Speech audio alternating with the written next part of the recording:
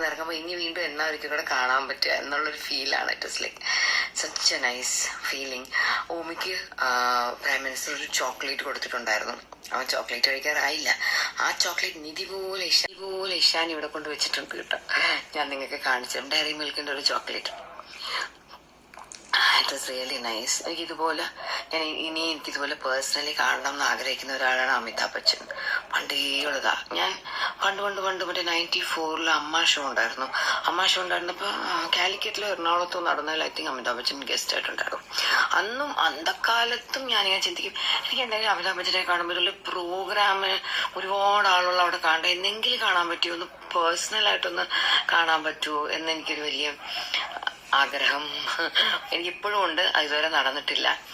എന്തെങ്കിലും നടക്കുമായിരിക്കും എന്നാണ് എൻ്റെ ഒരു പ്രതീക്ഷ.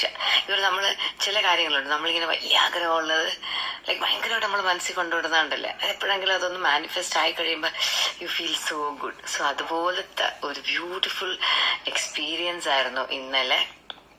which I'm going to really cherish for the rest of my life, and so happy and like really humble, like with the kind of എങ്ങനെയാ നമ്മളെയൊക്കെ treat ചെയ്തത്, and that was like